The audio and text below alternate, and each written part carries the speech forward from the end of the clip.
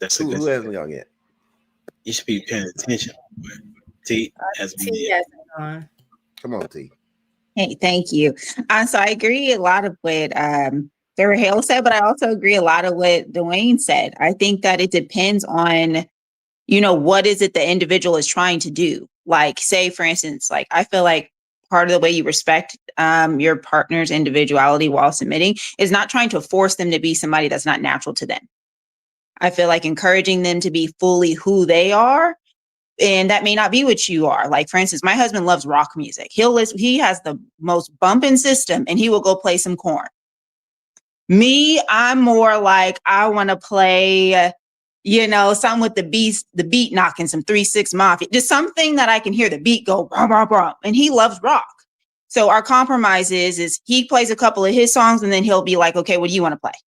So I don't try to force him to want to listen to what I want to listen to, but I respect that his music choice is different, and he does the same for me. So I think it's just, as long as what your partner's individuality is still respectful first and foremost to your union of being married, I think you should encourage it, because I think that's what brings two people together, is that you are two individuals who become one. So there's going to be a lot of things about your partner that you may not necessarily do. Your partner might like hot sauce on their chicken and you like ketchup. Things like that are still just an individual choice. So I think it just depends on what it is that the person's individually trying to do, like the game. Like, for instance, her husband playing it for 24 hours. Do I think she should have aired it out to social media? No. But I also think there could have been maybe a compromise, because it is something that obviously makes him happy, that I don't think is, maybe to me, I don't feel like that's damaging to the marriage, but it also does it. I don't know how often he does it, how frequently he does that, what Dwayne was saying about that example. But I think it's just about that happy medium, that compromise that you're both willing to make while being individuals. Because, when you go to work, she goes to work, y'all are two different people at work. So at some point you do have to be an individual.